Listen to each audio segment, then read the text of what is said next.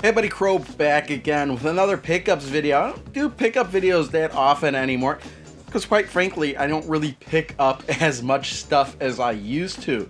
But I'm always sitting there on top of the stuff I'm going to show off in a pickup video thinking, when should I show this stuff off? Don't I need more stuff? Don't I need more stuff? And I figured that now after Christmas and right before the end of 20 would be a good time to have a pickups video, even though there are about 10 games or so to show off. I figured I'd show off a couple other things I picked up since my last pickup video, which was way back in August. And the way we're going to do this is we're going to start out with some Switch games, we're going to go on to some PS4 games, and then it looks like I got some other odds and ends here I'll show off at the end, games for older systems, and then I got some couple vinyl records and a couple other knickknacks I'm going to show off at the end. So let's start off with the Switch games. And the first Switch game I got here, I actually did an unboxing video for, and and that was Streets of Rage 4. So if you're curious of the contents of that, go look at that pickups video because I go through the whole thing and what I thought of it. But I hadn't played it. But now that I have played it, I kind of wanted to talk about it again. And this game was way better than I anticipated. The reason I got this is because about how good the people were saying this game was, and I started. I was like, okay, it's gonna be a good game. It's good. So I ordered this this whole big bundle, which I think was about $60 off of limited run games, and when I finally did play it, I was like, yeah, people were saying this is good for a really good reason. This is a great beat 'em up. This may be one of the best beat 'em ups I've ever played, and yeah, it's very solid. And if you haven't played this and you are interested in beat 'em ups, you can't go wrong with Streets of Rage 4. All right, next game I have here is actually another bundle. This is Prinny 1 and 2 Exploded and Reloaded Just Desserts Edition. And I actually found out about this game through other YouTube channels like OEB Pete and Go Game Go, or as I like to call them, Gogamigo. They did videos of unboxings of this, and I was like, I didn't even know this game was re-released on the Switch. This was $60. I bought it off of Amazon. Although I think I might have been able to get it cheaper if I waited or something. I don't know. I think maybe the price was $50 and then it went up. I don't really remember. But I kind of just wanted the standard edition, but really the only physical edition of this was this big Just Desserts bundle, which includes a soundtrack, it looks like, which I forgot to put in the B-roll footage, so there's a soundtrack in here. There's an art book. It looks like there's a poster, which also didn't make it in the video. And of course the game. No manual. For as big as they make these bundles, they don't bother making a manual. They'll put an art book in. And then for whatever reason, there's a puzzle, like a Lego puzzle type of dealie in here. I didn't want any of that. I just wanted a physical game. But this was the only way I could get it. And this was these were two games that were on the Vita, the PS Vita. No, sorry, not the Vita, it was on the PSP. And what are the odds I'm going to go back and play them on the PSP? I figured more than likely I'll be able to play them on the Switch. I never did finish them. So, yeah. Prinny 1 and 2, these are excellent games, side-scrolling, beat-em-up kind of games. They're fun, they're humorous, so yeah, can't go wrong with Prinny 1 and 2. Alright, next game I got here is one that a lot of people have bought and complained about. This is Super Mario 3D All-Stars. Now, I kind of didn't want to buy this, believe it or not, but at least right when it came out, I would have waited for this to go on sale. Because this is a $60 game here, and really for a 30, however, whatever anniversary this was released for Mario, very bare bones. There's nothing in this. And you're getting the games. I'm sure you've heard about the complaints about this before. My biggest complaint is that when I initially played these games, on this version, the controls weren't inverted for camera, and I like inverted controls. I can't get used to the so-called standard control. Inverted to me is standard, but apparently there's going to be a patch, or there has been a patch. I haven't played this in a while, but I'm not as big a fan of Super Mario 64 as a lot of people are. I mainly wanted to get this because Super Mario Sunshine is a game I hadn't played, And I do have it on GameCube, but what are the odds I'm going to pull out the GameCube just to play that? And Super Mario Galaxy, I felt, was probably the best, the first best, really good 3D Mario game. I was not that big of a fan of Mario 64, believe it or not, even though a lot of people say it. Redefined gaming, I can't get into it, even though the footage you're going to be seeing is from Mario 64.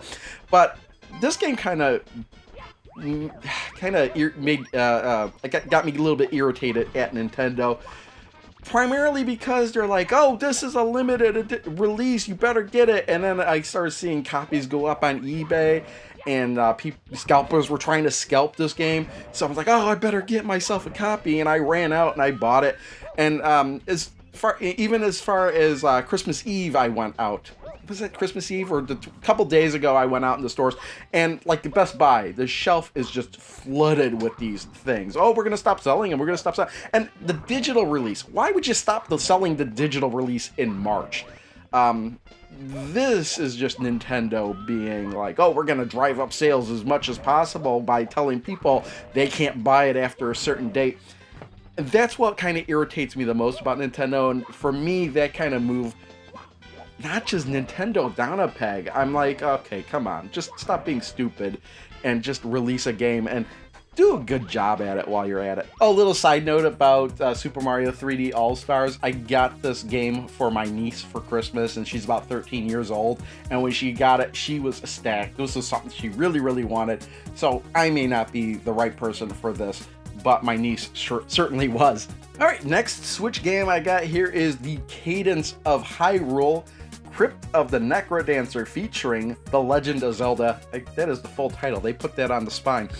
And the reason I got this was because I liked Crypt of the Necrodancer. I hadn't played it a whole lot. I had it on Steam, and then when I heard they were doing a Zelda version of it, I was kind of like, oh, I'll get into that and everything, until I found out it was digital only. And then I just, because I don't like buying digital games on consoles. I'll save that stuff for PC. But then I found out there was going to be a physical copy of it, so I pre-ordered this on Amazon. It was about, what was it, 40 bucks? I pre-ordered it, I got it in the mail, and you know what's funny is I played this, and for some reason, I couldn't get into it as much as the original Crypt of the Necrodancer. In fact, that character from Crypt of the Necrodancer is in here, and you start out the game playing as her. But for some reason, I could not get into the rhythm of the Zelda games. I got more into the rhythms of the original game. But it may just be something I need to play a little bit more. So we got that, I'll put that off to the side. And let's talk about our last Nintendo Switch pickup here. This is Vectronome, and this was published by a company in France called Red Art Games. I found out about them through another YouTube channel, OEB Pete. I might have mentioned him earlier. He had a video of games he got from them. So that made me go to their website, and I found a couple games. This is the first one. The second one is in the pile here. But this was about $30 when you do the money conversion. And this is a really cool, kind of minimalistic rhythm puzzle game. It's the best way I could describe it, where you're controlling a block trying to move through these different scenarios, but the area, the platforms and everything keep changing in rhythm with the music. So you have to move in rhythm with the music in order to make it through the levels.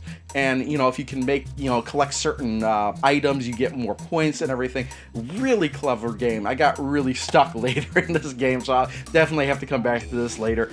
This is a fantastic, and what's funny is this game came with a slipcover, so it's kind of unusual, but yeah, it sets it apart because it does have that slip cover. And that's it for the Nintendo Switch games. I do have a handful of PS4 games here, and the first one I'm going to show off here is Kingdom Hearts Melody of Memory. And I was really interested in this one because it's a rhythm game that uses that it's set in the universe of Kingdom Hearts. Now, a lot of people seem to give this a really low score because I wasn't expecting any additional story to Kingdom Hearts, but apparently they added on one small chapter to this. And yeah, that's kind of crappy that they did this, but I bought this for the rhythm game, and it is an interesting rhythm game. There are a couple different types of rhythm scenarios in it. The most A prominent one is where you're running down, you, Goofy, and Donald are running down the track, and you're hitting the enemies in times with the music. And once you know, the game, there's like over 100 tracks in the game. And when you start, I wanted to play them all on easy, and then I wanted to move up in the difficulty. And it's really simplistic when you play on easy, so it gets kind of boring. But as you go up in difficulty, then it really starts to get fun, I think. So yeah, there's a lot of tracks in this game, mostly from different Disney and Square games, and some original Kingdom Hearts music as well as in here. But this was fun. I did wind up playing this for at least 15 or 20 hours. And that's how long it took me to go through and play just all the songs like once. That's how much music is in here. But yeah, I bought this not for the story, but apparently people bought this for the story and are disappointed that there's not much more story in there. And this PS4 game is the other game I bought from Red Art Games. This is Ice Cream Surfer. I bought this. It didn't look like it was too great of a title, but it was. I wanted to buy something else, and this was only around $12. I mean, it really is bare bones. And it was. I would have bought it on the Switch, but they were sold out of the Switch version. So, and I think the PS4 version was cheaper anyway. But this is a shoot 'em up where all the characters you control are like frozen dairy themed. Like, you got a guy that's like Superman, but he's like an ice cream sandwich. There's a Yeti that's writing something, a popsicle or something. I don't know. But yeah, as a shoot 'em up itself, it's really bare bones.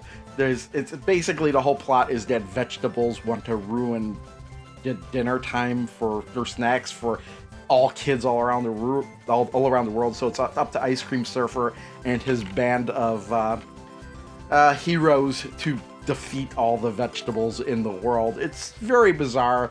It's a kind of a bland shoot 'em up. You power up until you hit a certain part, and then you can't power up anymore. You get hit, you die, and then you come back and you lose all your power-ups. That's the kind of game this is. Couldn't get past the 3rd level with any character. But yeah, for as cheap as it was and as bizarre as it was, I wound up buying this just because I'm into like these really bizarre games, and to have a physical copy of a bizarre game is something I like to collect. Alright, last PS4 game. I'm not going to have any footage of this because I haven't played this yet, but I did wind up getting Yakuza Like a Dragon. How much did I pay for this? $50. I'm not going to be playing this for a while because my plan is to play through all the Yakuza games, and I haven't started yet because I've been playing something else, which I'll talk into a little bit later, and I've been distracted by that. I haven't yet started playing any of the Yakuza games, but this is the most recent entry, and I wanted to get it just to make sure I got the Steelbook version of it, because if I can get the Steelbook version, I'm gonna get it. But I've been hearing that this is a really good game. A lot of people are putting it on their Game of the Year list. I can't wait to start playing through those Yakuza games. Well, but I'm gonna have to, because I'll tell you why in a minute. Actually, I might as well tell you now.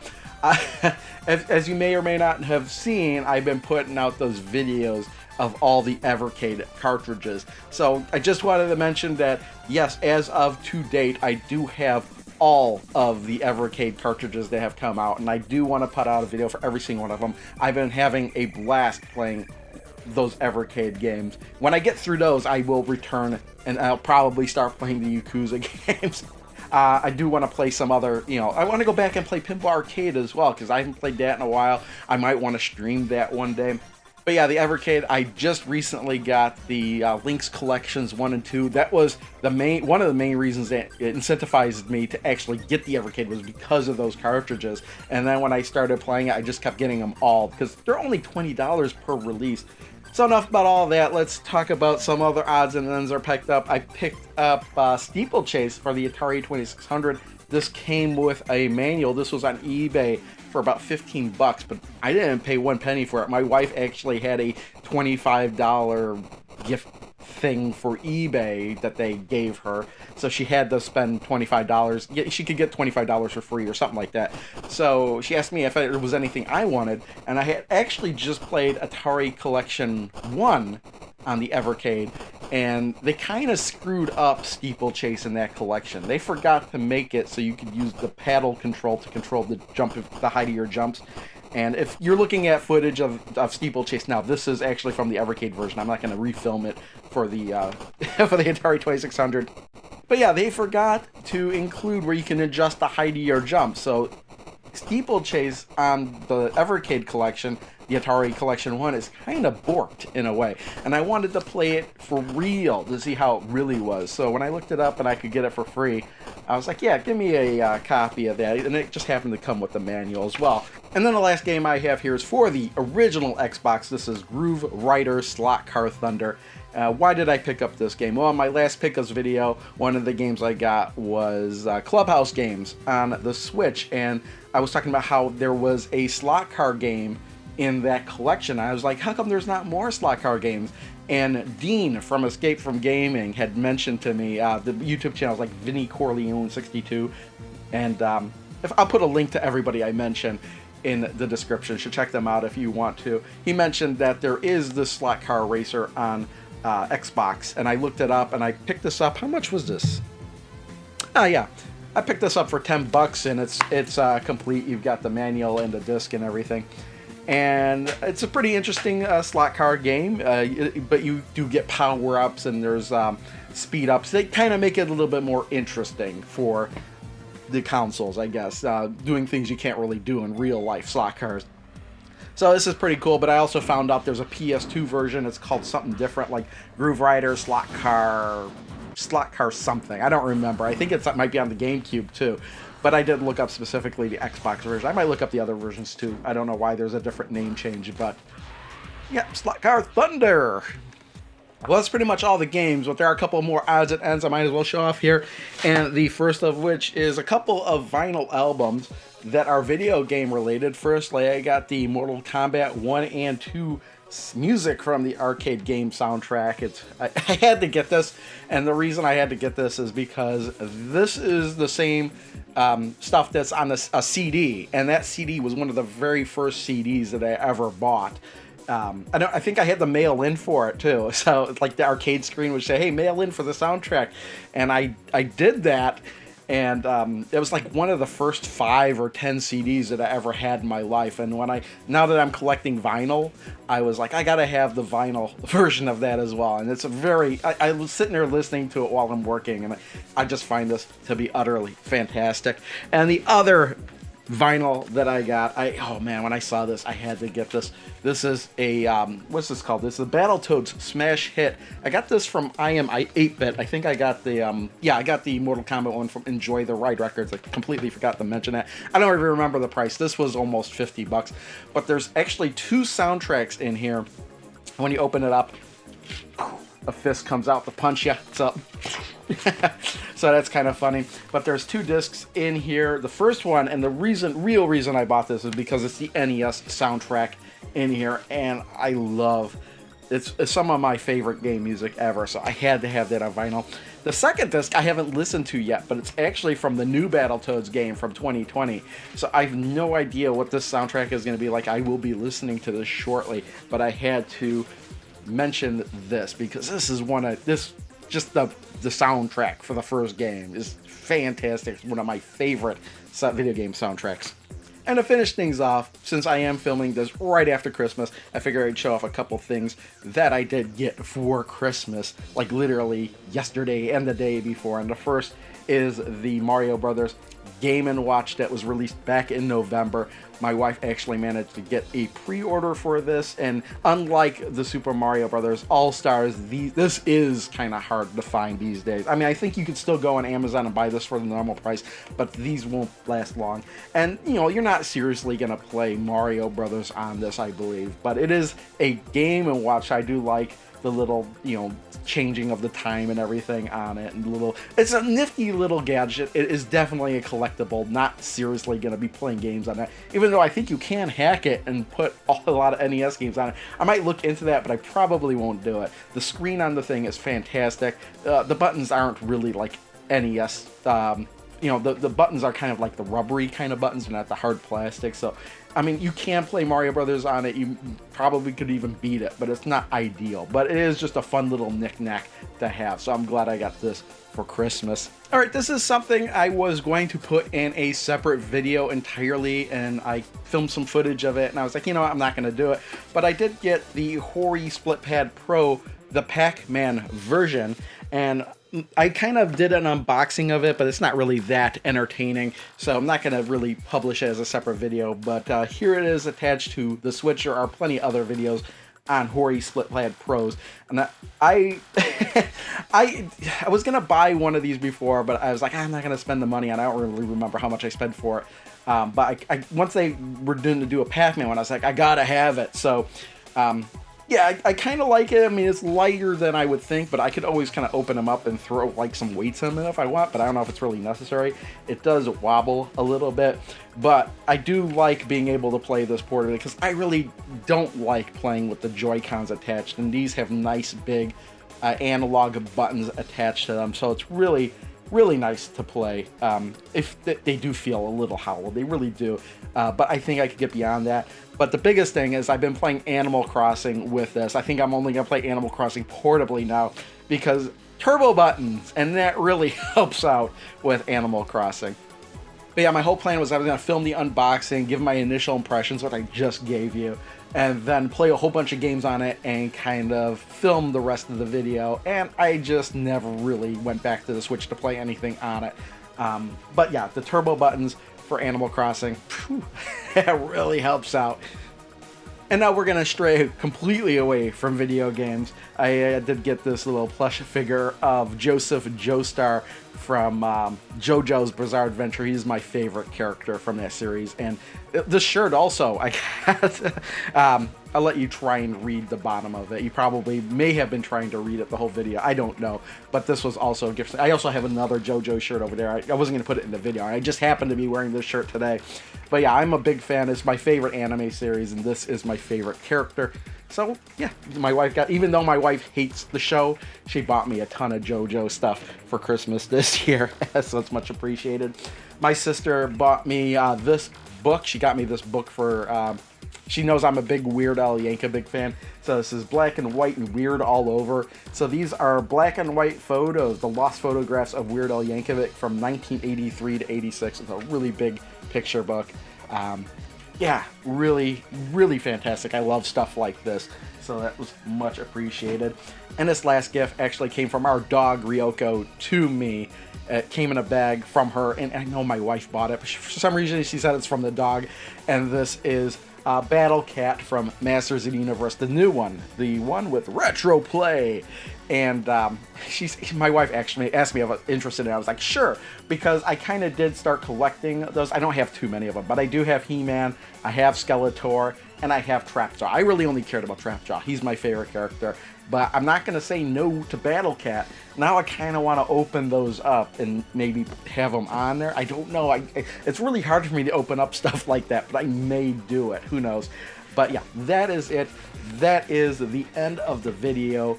Thanks for watching. See you next time. Bye.